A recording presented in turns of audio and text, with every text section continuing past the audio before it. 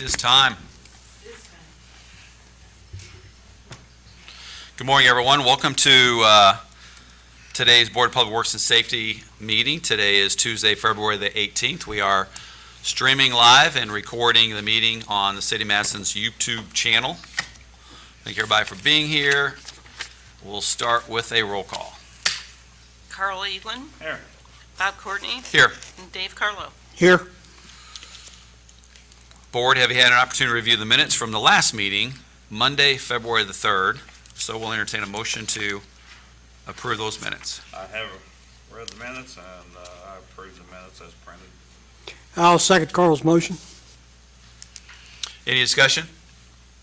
Hearing none, all in favor, please say aye. Aye. Aye. Any opposed? Moving on with claims. Mayor had an opportunity to review the claims. Seeing everything's in order, I'll make a motion that the general claims and the payroll claims both be approved as submitted. I'll second David's motion. Any discussion? All in favor, please say aye. Aye. Any opposed? Thank you. We do have one adjustment, so I'll invite Brian Jackson up for that. Yeah, we have one adjustment at 524 East Street. Benjamin Goldie's resident, Rick Brody's the owner. Rick's here to talk about that. Good morning, Rick. How are you? Good morning. Apparently we had a leak in the water main on the house side of the meter. I think at this point the water lane's been replaced, and we also replaced the sidewalk and the wall and replaced the iron fence and the sidewalk up in the yard. And Bigger it's about project than just the so water, it's wasn't it? $10,000 of repairs. Anyway, at this point, it's all back and working. I think we're here to ask for the sewer bill to be waived. If there was any opportunity to waive more than that, because if I had everyone's been very polite, very businesslike with the situation, but it was leaking for probably 3 or 4 weeks before there was any indication to anyone, and tenants had no clue. There's no water in the yard. If there was an opportunity to waive more than that, would certainly appreciate that. Because I appreciate that. We have the ability to waive the sewer portion of it, but not the cost of the water. But I'm glad you were able to make the repairs when you did, and the work that was done on the exterior looks really good. I was on the sidewalk side of things. What we have in front of us is an adjustment for $1,363.40, which I move we approve. You have the same numbers, Brian? I'm sorry, you looked at me with a question mark. No, that's what I have. Okay. That's what I have. I'll second the mayor's motion. Any discussion, comments, or questions? Hearing none, all in favor, please say aye. Aye. Any opposed? Thank you. Thank you, Rick. Okay, moving on, we'll go to our first new business line item. Director of Economic Development and Deputy Mayor Tony Steinhardt. Hi, thank you. Thank you very much. First meeting in front of you with the new title and responsibility, so members of the Board of Public Works, thank you again. Look forward to working with you even more closely. In front of you today, you have an agreement with Reedy Financial Group. That's the group that you've probably heard before that represents the City Redevelopment Commission and some other, has worked with the city over the last several years on a number of our projects.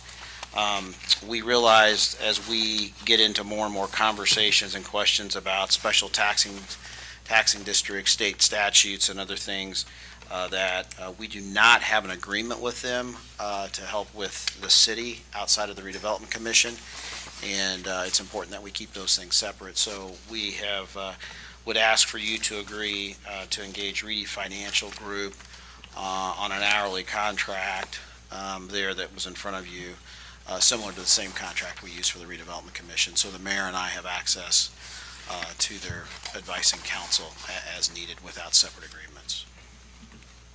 This happens, I will just add to what Tony had indicated. Reedy Financial Group is the city's financial advisor.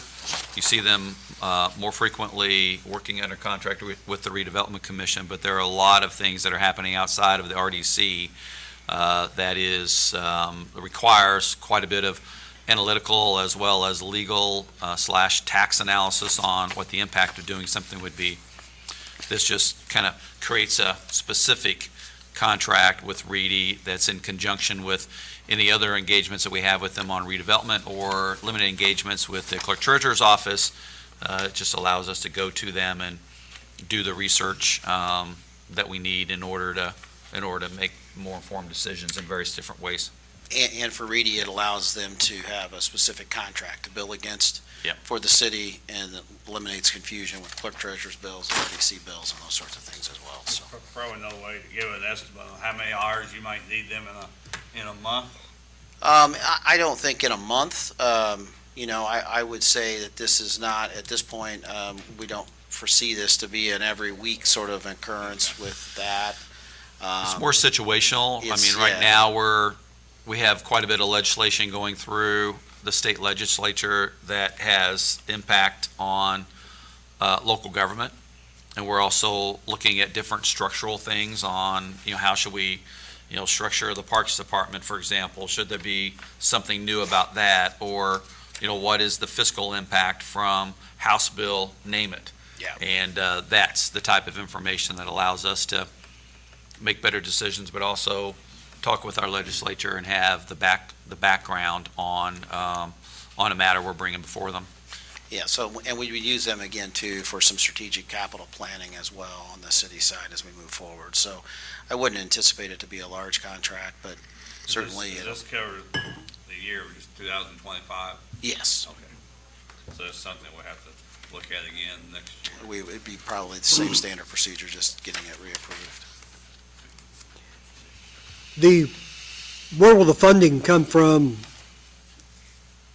Yeah, For the- so we've established a number of professional services line items throughout the city's budget. We would allocate some of those funds, just as we do now for their services. It would still come from the same allocated and appropriated dollars that are already existing. So there, again, we're not requesting any additional dollars. All we're doing is just requesting a contract for them to be able to access those dollars. Tony, can I address? You may. Okay. Just wanted to let you guys know, we had relied on, the clerk treasurer's office had relied quite heavily on Reedy in the past. We did not use them, for the exception once. We used them to decipher some things, some entries they had made for the previous clerk treasurer, but we don't anticipate using them very often in the clerk treasurer's office. And we didn't use them much for our budgeting process this past year as well. We used them in the beginning, and so it's really on an as-needed basis and depending upon the topic. Well, I make a motion and we approve the contract with Ready Financial Group. I'll second Carl's motion. Any discussion, comments, or questions? Hearing none, all in favor, please say aye. Aye. Any opposed? Thank you. Thank you. Thanks, Tony. The second item today on the agenda for me is a line item called Temple and Temple Traffic Control. This is setting the traffic control operations and parameters for the construction of the Phase 1 of the Madison Hanover Connector Trail.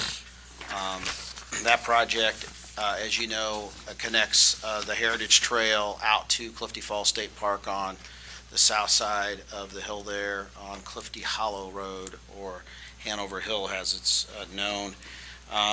As you can imagine, with a project that will require some walls to be constructed, some new drainage systems to be installed along the roadway, there'll be the need to control traffic for safety of the workers and of the vehicles through that zone.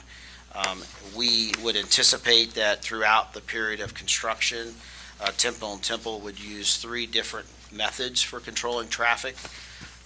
There'll be a signalization, I think you've seen those. There will be flagger, where they would just use flaggers during working hours, and then a lane shift plan that would be more permanent for some of those phases. we can talk more in depth about that. We anticipate the construction of this project along the road to last 90 days or so. And that part of the project would begin in the neighborhood of June, late May to early June, and would last through the extension of the project. So at this point, I've included the plans for those three. We would anticipate that the most disruption will last 3 to 4 weeks, which will be the drainage and the wall construction along Clifty Hollow Road. You don't foresee any total closures during working hours? No, we've asked them not to have any closures. Because I know you got a dental office there, and then of course you got the Yeah. IK Right, we have traffic asked for no closures. It's an important roadway in and out of our community for commerce and for convenience. And so that's the reason why they've given us the three options. Depending on any construction project, depending on the complexity and some of the things you may find, I can't guarantee that we won't, but at this point, we believe that they'll be able to implement the project using one of the three You're planning techniques. to avoid that. Yes, we are wanting to avoid that at all costs. And when you start, Clifty Falls South entrance is one of their more popular entrances with the Clifty Oh, the Hotel campers and those kind of and the things. They don't wanna campers, come yes. So, On the north side and wind there all the way down. Yes. so we're going to be working, coordinating with them as well. Very good. Thank you. Do you have a time frame for this? Yes, I think we'll be in construction of this in the late May through the summer months. This is a summer construction project, so we believe that they'll start on this phase, by Memorial Day. I don't think we're going to have to close anything by Memorial Day, but again, at this point, implement any of these restrictions by Memorial Day, but the goal is June, July, and August. They'll be at this point. Approximately 3 months or so. Possibly 90 days. Thank you. Exciting project. It's a great It's finally project. here. It's here, it's going to be Yeah. happening. We had this in our Ready One. That was Yes. in Ready One. It wasn't ours. We took it over from Hanover College, and that was, when did we submit that? 2021.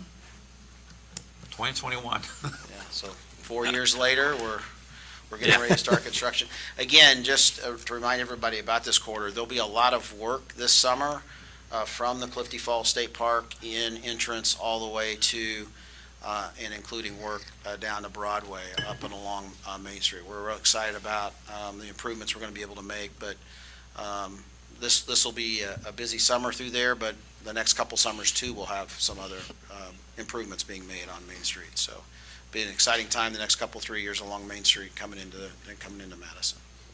Looking forward to it. Yeah, it'll be great. Yeah. Well, I move was this for informational purposes? You want us to approve the plan? If you can approve the plans, that would be fine. That way we have those approval. I would also, Mayor, real quick, also say that there is work going to be happening at Second Street at the railroad crossings that will not require any closings, but it'll just be, work in and associated with the railroad crossing at Second Street to improve the safety, but there will be some disruption to traffic there as well, but I don't believe. I would say the other jurisdictions that have control over this corridor, they've all worked really well with the city and Hanover College to bring this to fruition, so I'm excited about it. And so I'll move that we adopt the traffic control plan to be implemented by Temple and Temple Excavating during the construction of the Madison Connector Trail.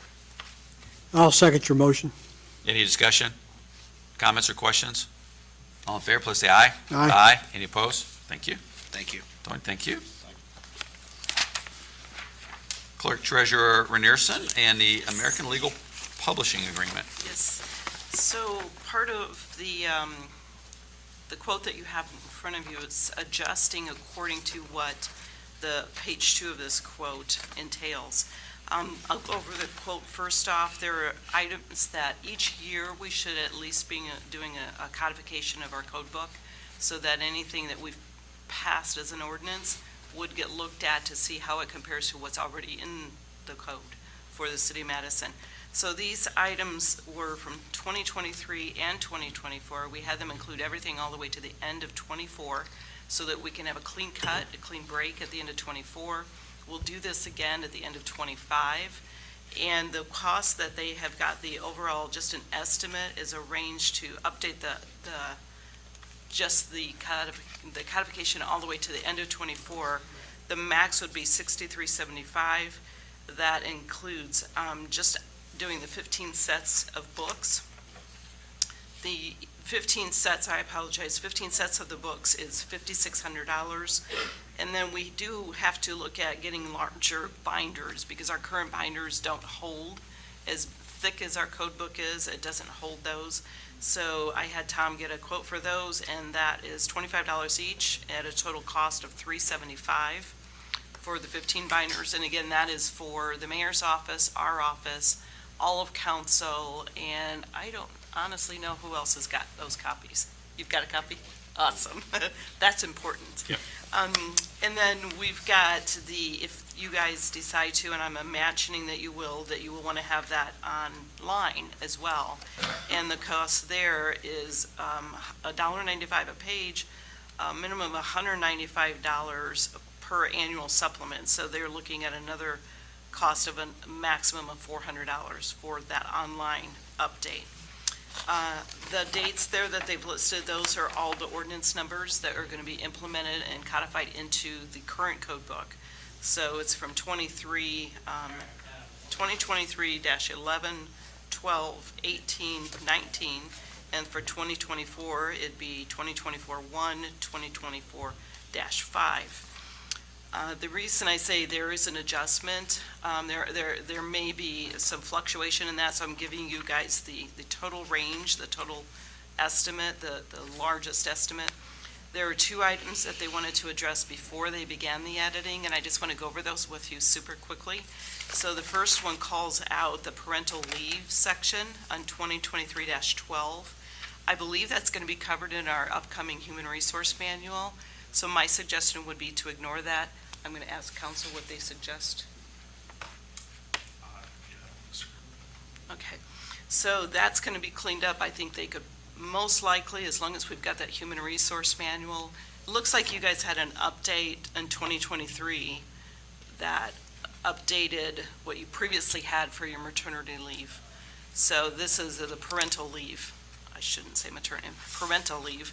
So the parental leave policy has been updated, but it sounds like it's going to be included in the human resource manual. I would suggest just allowing that to ride as is until you get your new human resource manual to be referred to there. Okay.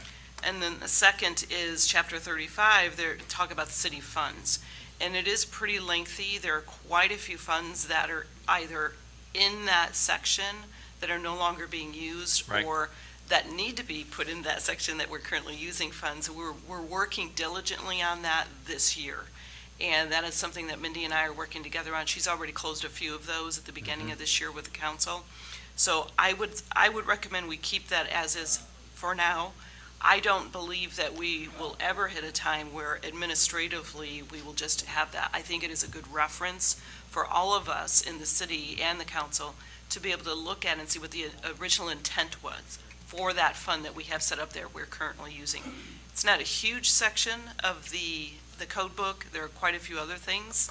If we needed to cut down on pages, that would not be my preference to cut back on. I think it's just something we reference quite often. Those are my suggestions. So on the parental leave, we're saying we're going to not add that into, we're not going to add that into the library Well, until it's- after we finish the, Well, it's adding it now. If you wanted to add it now to give you Yeah.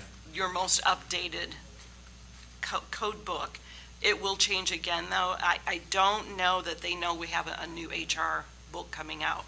So if there's a way that we can reference our new HR manual in that section, I can talk to them about that as well, or does it have to be in the code book as well? we adopted an ordinance that created a parental leave policy. And then, and so I think it should be in there, but we are also working through our personnel handbook, which rediscusses all of the different types of leave, Parental. including parental leave. But is the And we're parental gonna- leave will be the same that we The parental leave will be the same, and then there's other leave that's being added into the handbook so that there's no discrepancy or discrimination between who's requesting the leave. I don't see a problem with it. I think it's okay to leave in. That's fine. Okay. I think it does cover us as well, that if there's something that's in the HR manual that's not specific to this, then you're covered too, so, great. So I guess I would just ask for approval, I know it's kind of a random estimate, but ask for approval for the high ends, the high ranges of those. The estimate of, the revised overall estimate for the supplement is, the high end is $63.75, and it's 3 unequal parts. That $63.75 includes the $5,600 as a high estimate for updating the 15 sets of books. It also includes the cost of $375 total for the larger binders. It does not include, however, the online update, which would be a max of $400.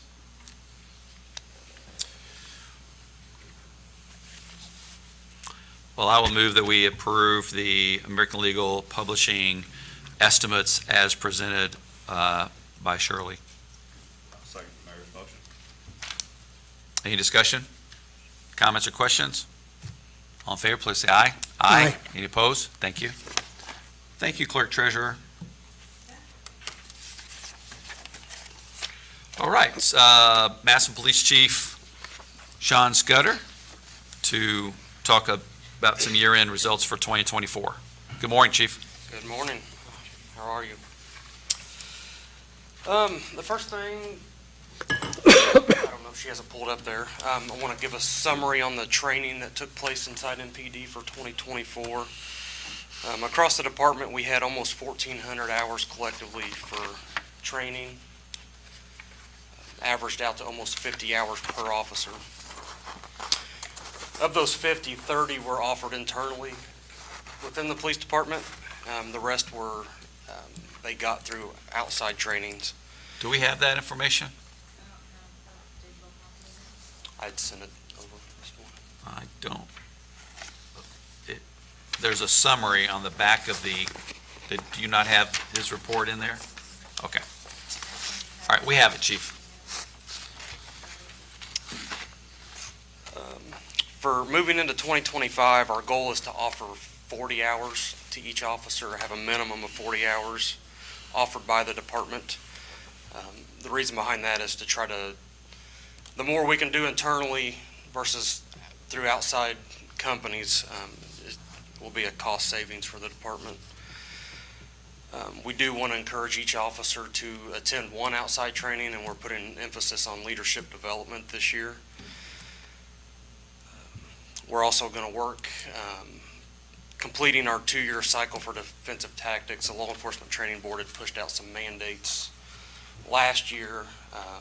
We have 14 skills that we have to touch on, or techniques that we have to hit on within a 2-year cycle, so we're going to wrap that first 2-year cycle up in 2025.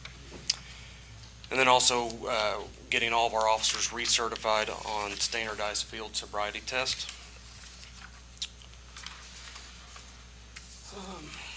Something that we implemented last year was weekly captains meetings.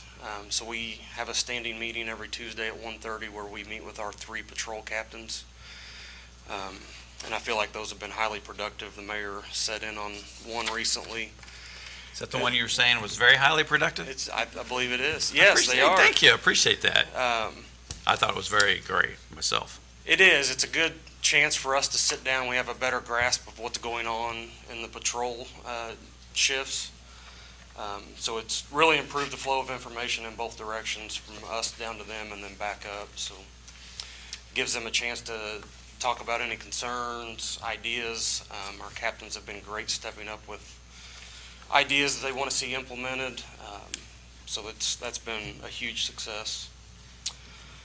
I have a question, not to interrupt you, but on security checks, 2023, you had, it kind of popped out, 41, on this 24, you got 2,915.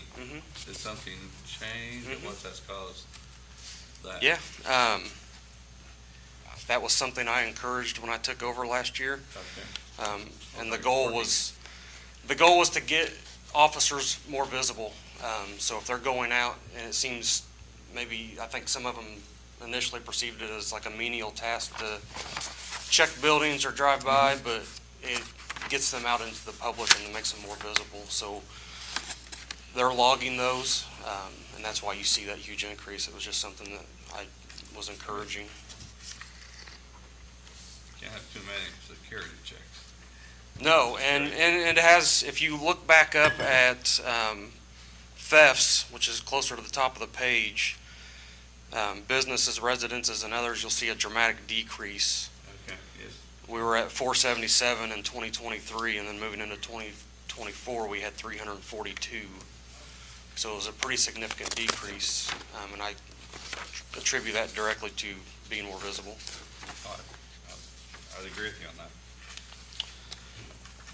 Lexipol, we're in full swing with our policies. Jeff Reinerson's been working directly with those, with Lexipol. So he communicates directly with them, vets them, then they come to me, and then a small group of officers internally are reviewing them as well. So I think once we get all through that process, it's going to be a huge benefit to MPD. The plan on Lexipol, you may want to outline it for the board.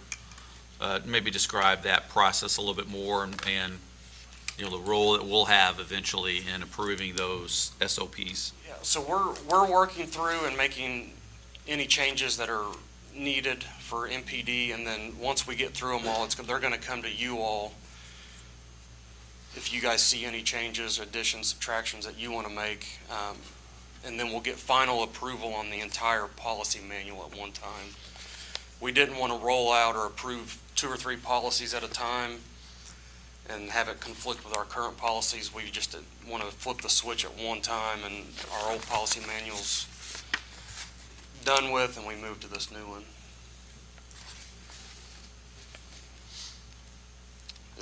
Do you have any questions on that? We're currently in a hiring process. We are doing our merit board interviews tonight at the police department. We have 5 applicants, and they seem like all very qualified, good applicants. I think 4 of the 5 are local Madison residents, which is what we're targeting. We took out targeted Facebook ads for local residents late last year, sent out flyers in That's the great. water department bills just to try to get more local applicants.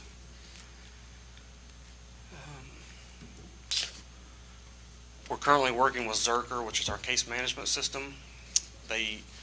That case management system has a lot of data and information in it, but extracting it is what's proven to be difficult. So we've been in a lot of meetings with them to try to rework that so we can get you guys more information that's useful, because as you can see, there's a lot of information in these stat sheets, but we don't know, we had 342 B&Es or thefts, but without going through 342 calls, we don't know where those were occurring at right now. So we hope to build out a mapping system with them so we can get a better idea. And is that is countywide, is that countywide? That's countywide. That's so part of the We're on issue a is we're shared not getting system. the information we need because it's not part of the countywide system that Zerker is maintaining for our central dispatch teams. That's correct, yes. Hope we can get more data because, resource allocation is extremely important. It is. And applying, having useful information, we can make each of our neighborhoods safer and have the statistics to prove that it is happening. So that's one thing, and Lexipol and working with Zerker are the biggest things that we're working on internally right now, is just to get more information. And then our call stats was the last thing I wanted to touch on. I don't know if you've had a chance to review, if you have any further questions on our stats. But I think overall that it seems that we're doing significantly more than we have done in the last several years. And it seems to be having an impact. Chief, going over your call sheets here, besides the one that Carl mentioned, there was two other categories here that kind of stand out. One is the special detail patrol. It went from 116 calls to 1,100 and, what is it, 1,107. So I looked at those. Some of those can be how they're coded. I think a lot of them are security checks, but a lot of them are also, the captains are assigning their patrol guys to run traffic on West Main or East Main, or go out on foot patrol, or watch this intersection, and that's a special detail. That'll fall under that category. So they're doing a lot more of that than they've done previously. Okay. And then there's one that kind of catches my attention that I remember looking at in the past. The last 2 years, tavern calls, 0. I think that's, Fire chief's supposed to be doing a pretty good job then. yeah, Well, they are. I remember when I started, we had bar fights all weekend long, and now they're a pretty rare occurrence. That's when David was single and all that was. Yeah, he was involved in a couple, but I wasn't going to mention that. The bars have really cracked down. They've added security cameras. They're more vigilant about getting people out that are causing problems, not over-serving. So I don't think I know that's number's not really 0. It's just how dispatch is coding it. But it is significantly less than it has been in years past. So. but I think, it says something about It's all the changing. Yeah. Madison's changing. Attitudes, things, so, yeah. Remember the good old days of regatta? I don't want to go back to those days. Chief, how are we on staffing? You say we're hiring? We are hiring. We are down several. We've had some officers leave through, as a result of life changes, retirements. Some of them don't like some changes we've implemented, so they've sought employment elsewhere. But we are in the middle of hiring. We are keeping our shifts staffed at the appropriate levels. So right now we haven't had any issues, but we're going to get it back to where we need to be. But you're looking to hire at least 5. I Yep. mean, you have 5 applicants, I don't know if you'll end up hiring all of them. I don't know if we'll hire all of them. But it's not like, again, the good old days where you'd have 30 applicants Right. either. I think we started out this process with around 12 or 15 applicants, and we're down to 5. So we'll All see. the departments across the state are encountering the same thing. There's a lot of shifting between departments. The state is even talking about raising state police pay again. I tell people when I first started to look into getting into this line of work, I would go on the academy's website and they had job postings, and there would be 5 or 6 across departments across the state that had posted ads, and now there's generally about 80 departments posting ads for open positions. How many did you say? About 80. The last time I counted it, I think Yep. there was 80 of them. Good report. Any more questions for the chief? Chief, we still have our traffic control on Main Street officer working Yes. part-time? Is it- Well, the part-time officer, DJ, he's out right now. He had a hand surgery.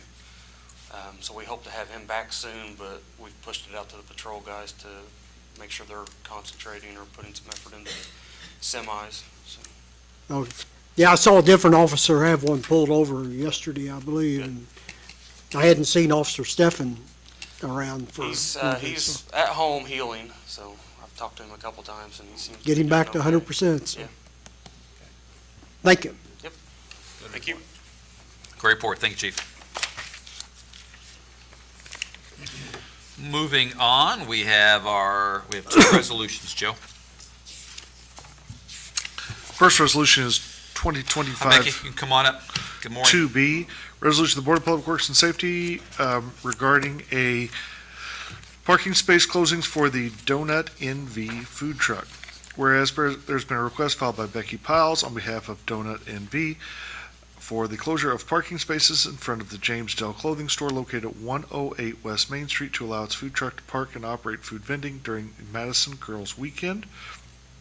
Now, therefore, be it resolved by the Board of Public Works and Safety of the City of Madison, Indiana, that 4 parking spaces located in front of James Dell Clothing Store at 108 West Main Street shall be closed from midnight on Friday, February 28th, in order to allow Donut NV to park its food truck and set up for food vending. Donut NV will detach its tow vehicle after completing this setup and leave 2 parking spaces open for public use.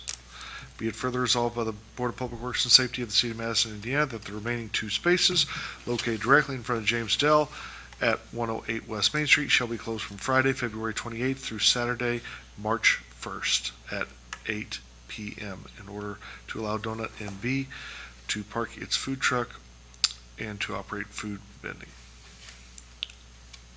There we go. I think it's very similar setup to the last time you were over there, Becky? Exactly the same. Exactly the same. I know that when we adopted kind of the new procedures for Main Street, we were talking about sanitation, trip hazards, noise. I'm not aware anybody complained about the last time you were there, but I would just, throw that back out there, which is something to be cognizant of. You guys do a good job there. I don't know exactly where you're going to be parking, if you're shifting more toward the coffee shop or try to staying centered in front of James Dell. We originally tried to do more center in front of James Dell, but we found that then people are stepping in the flower beds. So we bunk up to the right end. If you are standing in front of their building facing it, we bunk up the end of our trailer to the right end of their building, if you will, their portion of the building. That means where the serving tray is and the window as well, that they can watch the donuts, they are on the sidewalk and not in the flower bed. You're trying to line up building with your food truck, okay? Yes, so the back end of it is just around at the edge of James Dell on the right side, so. That area there has an extraordinarily large flower bed. Yes. And it takes up half of the sidewalk. I think that's one of, as we are trying to reduce the number of flower beds on Main Street, there's over 70 between Broadway and Jefferson Street, between the 2 sides. That's one that I'm sure is going to be reduced because of the size it does take up, and it really squeezes out the huge. sidewalk. It's huge. It doesn't really leave a whole lot of room for pedestrians because of that flower bed, so. Any questions for Becky? I make a motion, we approve resolution 2025-2B. I'll second Carl's motion. Comments or comments or questions? Any additional discussion? Thank you for coming in today and going through this with us. Hearing none, all in favor, please say aye. Aye. Any opposed? No opposed. Thank you, Becky. Thank you. The next one is resolution number 2025-3B, a resolution of the Board of Public Works and Safety of the City of Madison, Indiana regarding street and sidewalk closings for the 2025 Winter Farmers Market. Whereas there's been a request filed by Brittany Demery and Austin Sims on behalf of the Madison Farmers Market for a street and sidewalk closings for said group in connection with its Winter Farmers Market to be held on the following Saturdays in 2025. February 1st, March 1st, April 5th, April 12th, April 19th, April 26th, October 4th, October 11th, October 18th, October 25th, November 1st, November 8th, November 15th, November 22nd, and November 29th, and December 6th. Now therefore be it resolved by the Board of Public Works and Safety of the City of Madison, Indiana, that the following street and sidewalk shall be closed from 8 a.m. to 1 p.m. the following Saturdays in 2025, which were the ones I read above. And that is the southbound lane of Broadway Street from the north side of Main Street to the south side of 3rd Street, the sidewalks on the north side of Main Street from Main Street to Trinity United Methodist Church and 408 Broadway Street. Be it further resolved by the Board of Public Works and Safety of the City of Madison, Indiana, that said street and sidewalk shall be under the supervision and control of the Madison Farmers Market as noted above for the year 2025. Welcome. Welcome back. Thank you. This looks like what we've done last year, and this kind of takes care of all the the winter market closing for the sidewalk and the street throughout the balance of 2025. Is that correct, Brittany? Yes. The one thing that we're still evaluating, and I know Chief Scudder's been working on this as well as a host of others, is, how to adequately create a hard barricade so that vehicles can't drive through. And I think you've been utilizing just a plastic Just the basics. barricades, very, very basic. So we'll have to continue to figure that out because we want all of our outdoor activities to be safe. But it's becoming a common thing, honestly, to read about in the paper where, some dangerous person drove through and harmed those who were on a public street enjoying something like the farmer's market. So I'm okay with going ahead and approving the dates, but we are actively working on that.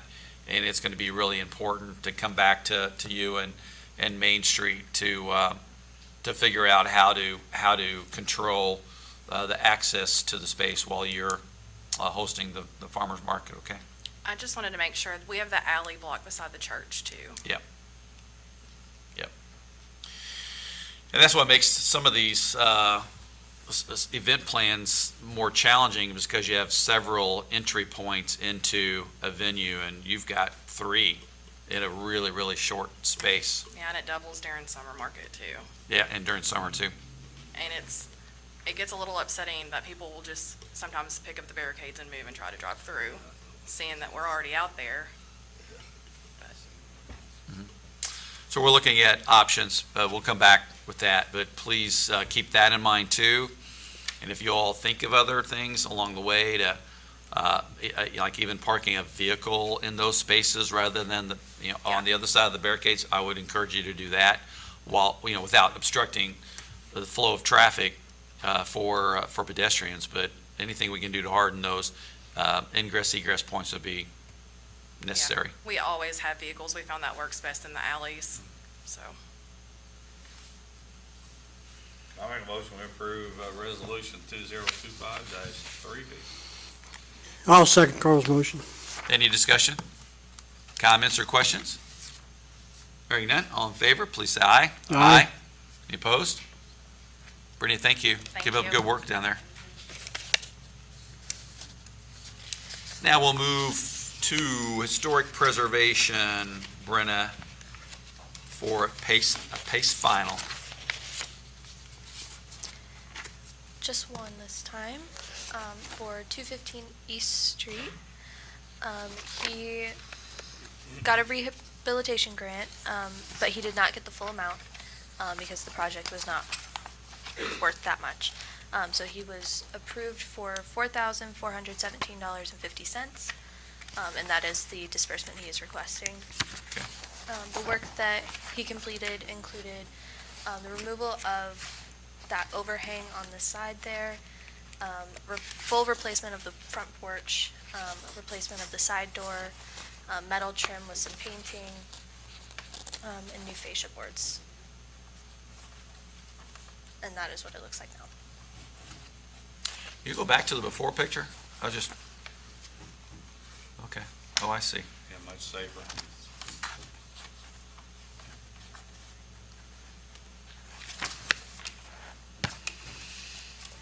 It looks good.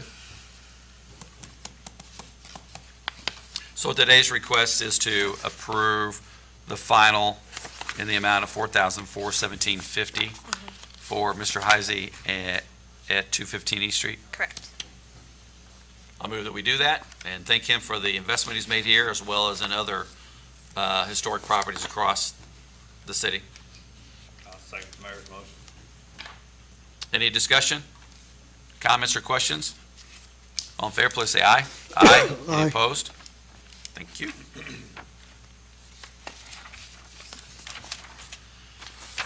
Now, something we've been waiting for. She's back.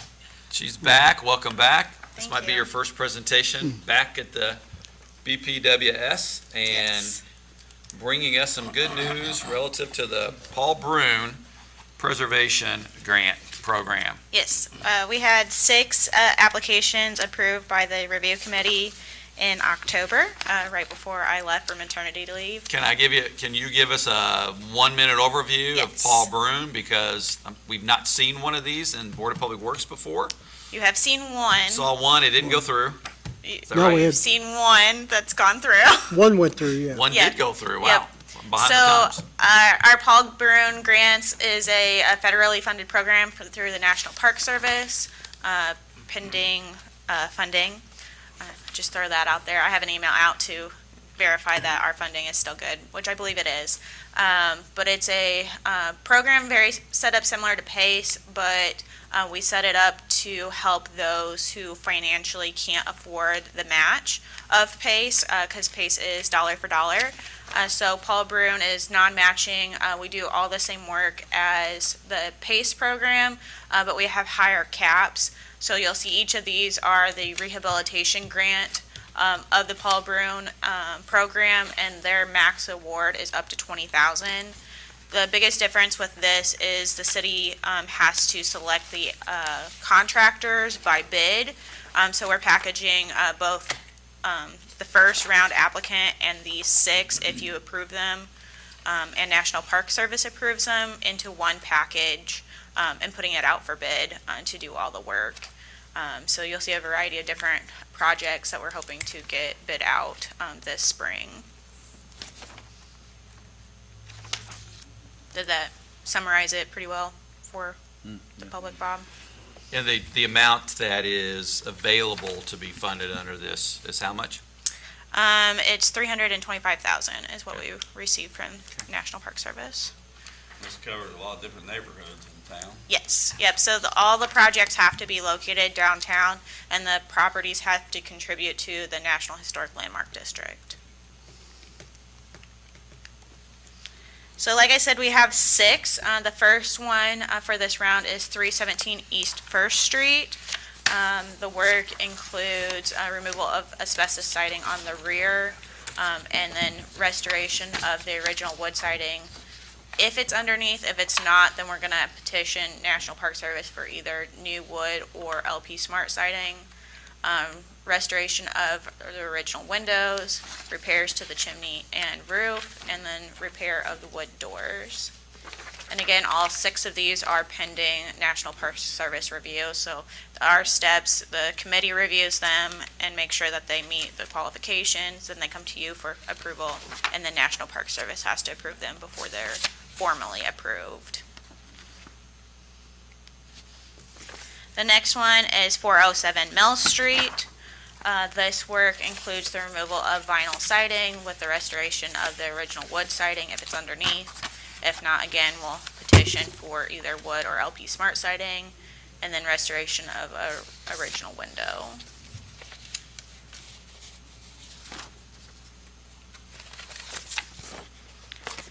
Uh, 129 Mulberry Street is the next project. This is a little bit different, so this application is a restoration of the front porch and all the wood decorative elements on the front of the home. So mainly the porch pillars is where that work is going to be. She had some contractors do some work and now is having some foundation issues on that porch. So we're hoping to correct that. And then we're also hoping to address, she's got a couple of cellar windows. You'll see one picture there that keeps getting damaged from yard maintenance. So we're hoping to work with her to try to find a solution for that. Most of her other ones have plastic covers over them, and even those get broken by yard maintenance. Very, very decorative porch. Yes, yeah. The next application is 608 Mulberry Street. The biggest portion of this project will be the repair of her box gutter at the front of the property and restoration of the cornice. There's probably some areas that are too deteriorated in that cornice that will have to be replaced and will match the rest of the historic cornice with wood fixtures. Will that stay with the box gutter? Will the box gutter wood stay, or is it going to be replaced? No, it will be rebuilt as a box gutter, yeah. And then she's got some siding on the rear that will be removed and the original siding restored.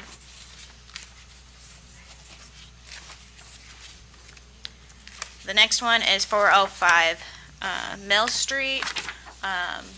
This one is our only one that is a brick structure that includes tuck pointing. You can see quite a bit of damage there, specifically around the window casements. So we're gonna do some tuck pointing and possibly some. So we have 2 on Mill Street. Yep, 2 on Mill Street. Yep. So there may be some bricks that have to be taken out and replaced as well, and we'll try to match the bricks as best we can if that needs to be done. So her work also includes repair and painting of any of the wood trim, and then she's got some stone foundation work you can see in the lower photo. That whole corner has been just completely revised. Don't you miss that purple building I on do. the corner? I do.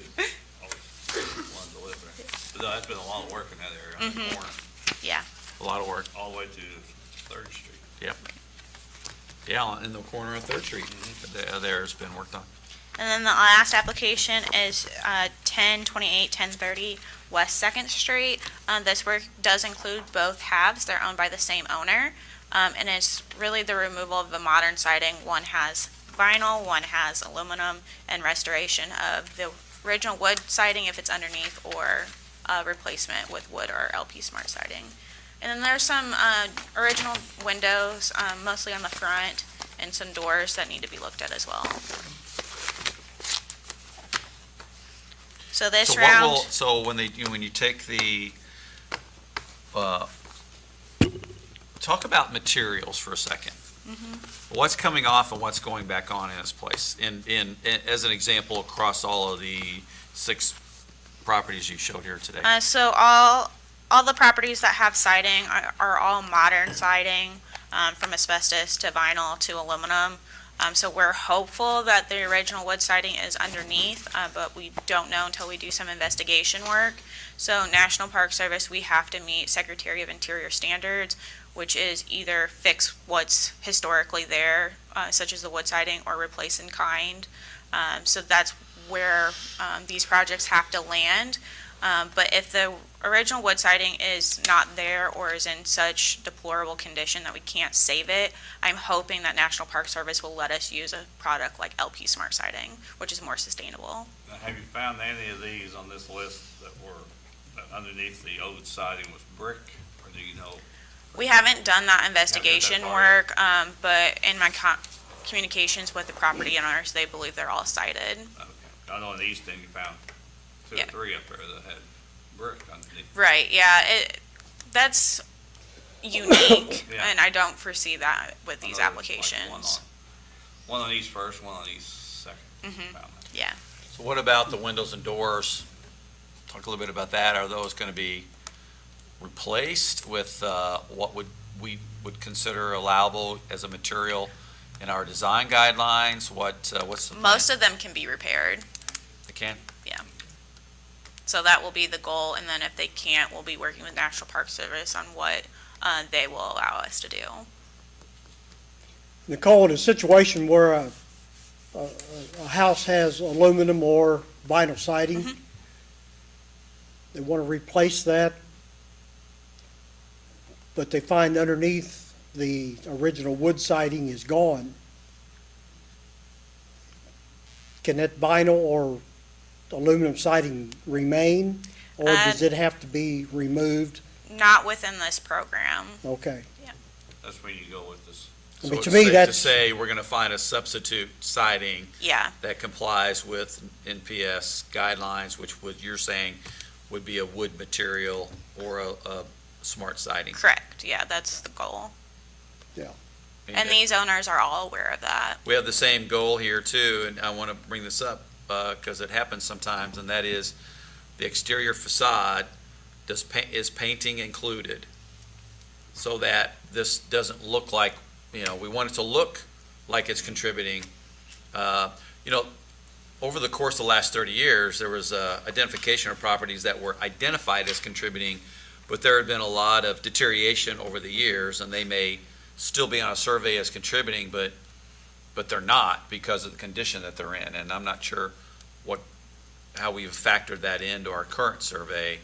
But I would hope that we are managing these projects with the owners such that that facade is going to look contributing to the neighborhood when it's done and not just look like what it does now, which is why we're doing this project. Yeah, all but one of these includes work on the facade. The only one that's not asking for that is that first application, 317 East First Street, because they just redid the front of their house. Okay. So that Thank you, part Joe. isn't included. I mean, there could be cases where the project is finished, but it looks like it's unfinished. Yeah. We Because, have had those situations Yeah, with our PACE exactly. program before. That's why we want to talk about it up front and make sure that we are targeting, that this is going to be a contributing structure to the neighborhood when it's completed and not just fall short of that. And the good news here is this is a program that doesn't require any financial support from the property owner. So I hope the scope of the work, is complete. So, yeah, so we have a number of 20,000 up there as the max. That's our goal, but we're gonna do as much work as we can within the program. So I've stopped applications at these 2 rounds, and we're gonna put it out for bid and see where bids come in, because that number may be a little short. Nicole, if these projects went before the historic board, No, they have not. but they will be, They are either within scope of staff approval, or if they need to, I'll be taking them for those Okay. applicants.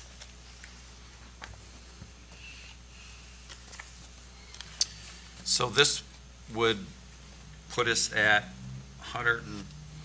$140,000 of the 325. Yes, but like I mentioned, I believe they're that approved. 20,000 number is low, Oh. and probably all 7 projects, if you approve these 6, will be above that number. And if that's the case, when bids come in, I'll be before you guys again. So you're saying that this could end up being a $40,000 project, and we would need to up the amount of the grant in order to get that project done as it would be approved? Potentially, yes. Well, let's pick the best ones. So I guess you need a motion from us to Yes, approve. yep, for the 6 approvals. I'll make a motion we approve these 6 applicants as presented. I'll second Carl's motion.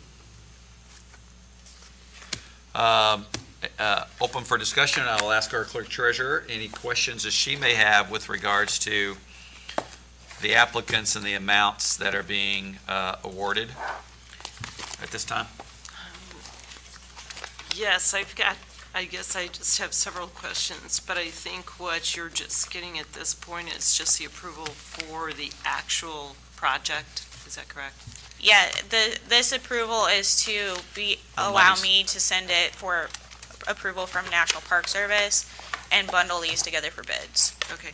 I think I just would like to get ahead, if we can just meet again with yourself and Brenna, just get ahead of any financial paperwork so that we can stay on top of making sure the applicant matches whoever's going to fill out the W-9 if there's a disbursement. That's going to be vital for our department, and we also want to get online with the cover sheet that Brenna's been working on as well, so that we're in sync, the application, the W-9, and any paperwork that you're sending through for the grant, and their approval would all match, it would all blend. Yep. I would just a note of caution as well to make sure we only have one applicant, and make sure that that applicant is showing as the W-9 person that's going to be getting the funds submitted to them. Yeah, we can talk, because I'm not sure how we can talk after the meeting. Yes, because a W-9 is going to list just one person or one entity. So if it's a corporation, it's going to be made to that corporation. So it would just be fruitful to have the application match whoever's actually going to be awarded the money. We can talk after the meeting, because there are federal restrictions as far as what paperwork I can and can't create myself through National Park Service, so we can talk more. Right. Just for our sake, for our department, we would need to have that W-9 filled out with whoever you've got as the applicant, whoever they're going to approve. We want to have that W-9 spell out just one person with their social security number, or corporation with their EIN. Thank you. Exciting to get this program kind of really launched, and a lot of work is still ahead of you because Yes. you have to get a scope of work together and go through a bidding process in Yes. order to continue to make progress. It's very different than our PACE program. Very different, Very yes. different. A lot more administrative work on behalf of the city in order to bring these dollars to these property owners. Anything else? Welcome back. Thank you. Welcome back, Cotter. Did they vote on that? Okay. Oh, all in favor, please say aye. Aye. Aye. Any opposed? Thank you. Thank you. Just a couple of comments here. I want to remind everybody, my State of the City is next week. Is that next week already? The 27th. Hope to see as many members of our community as possible who can come and share with us our successes of 2024, but also learn about the path forward and all the great things we have teed up. One of the things that's been a topic of lots of conversation, and Chris Hale, our superintendent of the streets, is here. He can answer any questions, is the weather-related matters. Chris, you want to just come on up, and I'll tee this up for you, and that is, as you know, over the course of just the last few days, we've had thunderstorms, snowstorms, flooding, and also expecting more snow. And that has, certainly required a lot of time and attention from you and your staff who've done a great job, as well as everybody else who's out there. Remember, our police, our fire, our utilities, our streets, our sanitation, all city services are still going on while we're also responding to many of these weather-related events. But Chris, talk a little bit about preparations for the next 24 hours. Yeah, sure. So for now, it looks like the snow is tailed off. We do expect more this evening through overnight. We'll be out plowing once there is enough down to plow. You'll see the trucks out brining this morning, trying to stretch the resources we have available to manage the snow. We've also been working down on Vaughn Drive, being prepared to barricade that off as necessary. We were just talking with Chief about that. Pulling pedestals down at the campground, so trying to manage both the flooding and the freezing temperatures.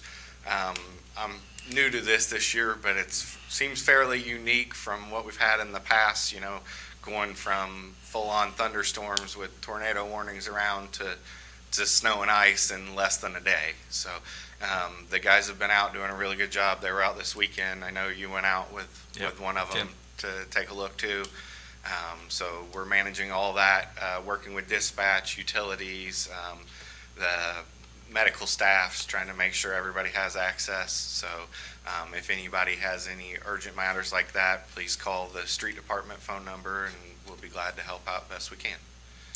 Yeah, we'll keep up the good work, and we'll make announcements as necessary. Right now, we're not sure if any of the severe weather will result in any type of travel advisories, but we'll let the community know if we do.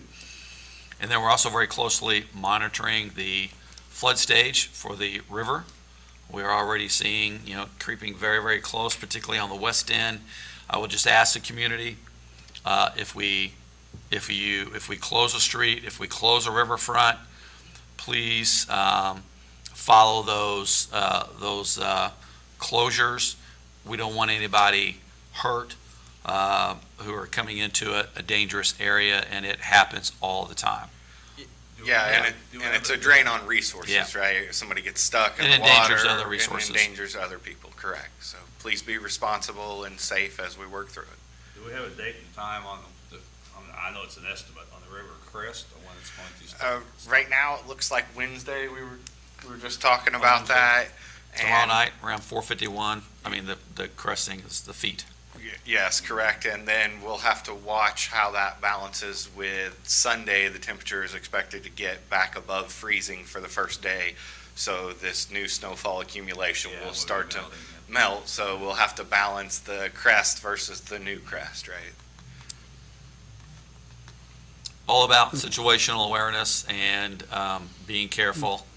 Yeah, we're just trying to make sure we're as prepared as we can be and then reacting as it comes. The weather forecasts are great, but they're forecasts, so we're just making sure we're available and prepared and getting to it when we I need. know the Great Flood, 37, same time in February as in 1937. Okay, I didn't know I know that. Bob would have more facts and figures on that, but yeah, it was in He was there. February. I wasn't I was going to say, which He one was of you was there. there? Yeah. Took Grandma's house up. Is Chris, that- I thought the street department done an excellent job Sunday morning with the quick snowfall that we had. I From the was out. thunderstorm to the snowfall was Yeah, nuts. yeah, trying to manage when you get out so that you're not wasting your resources too early is always critical, so. I was feel like- out in it, and I thought the street department done I realized the road temperature was a little warmer than it is today. Yeah, So that helped, but I thought the street department done an excellent job of on the main roads. They were clear. Hanging Rock Hill was closed again. You might want to address the hill situation. I know I advise everybody that whenever we have a snowfall, use Michigan Hill because it's the emergency route from downtown to the hilltop for KDH and the police department, but, and I know Hanging Rock yeah. Hanging Rock- usually gets closed. Hanging when- Rock's controlled by the state. They Yeah. decide when to close it. We do sometimes help with barricades if dispatch asks us to, right? We'll jump in. And it does tend to get slicker faster, I would say, because of the exposure on the side of the hill. Michigan Hill, we do a pretty good job of. You'll notice at the top of Michigan Hill is usually where you really need to be careful up towards the tennis courts near Shaw. Yeah. That area is exposed and usually several degrees colder than, say, the bottom of A Michigan lot of wind Hill. up there, A lot of- drift. And one thing about that, showing how old I am, I guess. Up on Michigan Road, just south of the tennis courts. Yes. I know the street department used to put up a snow fence Oh, yeah. Okay.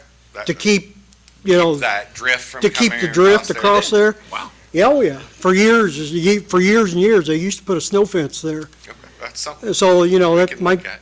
That do area something. right there definitely freezes and gets Mhm. the most drift for that area. We also focus Hanover Hill significantly, right, keeping it open, and it's got a little more forgiveness as far as long as you're going slower, Mhm.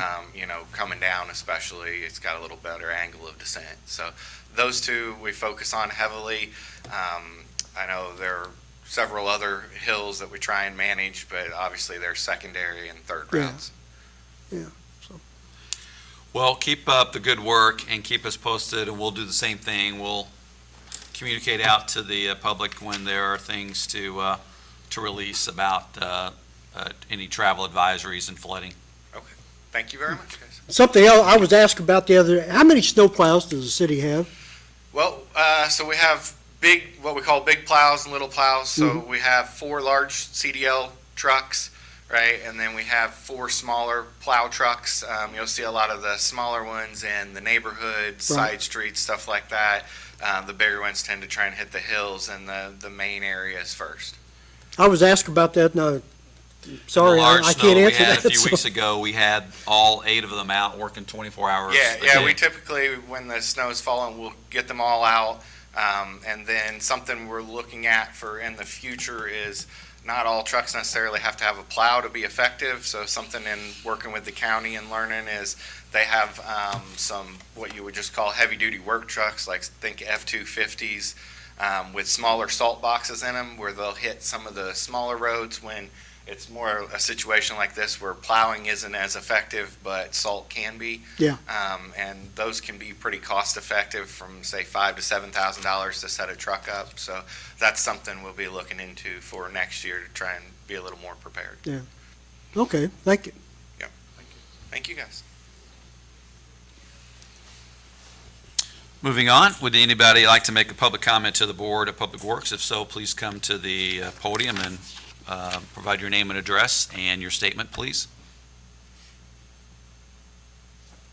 Or anything else you would like to add before we adjourn? Our next meeting will be Monday, March the 3rd already. Clerk Treasurer, anything? Hearing none, move that we adjourn. Second your motion. All in favor, say aye. Aye. Aye. Any opposed? Thank you. Thanks, everyone.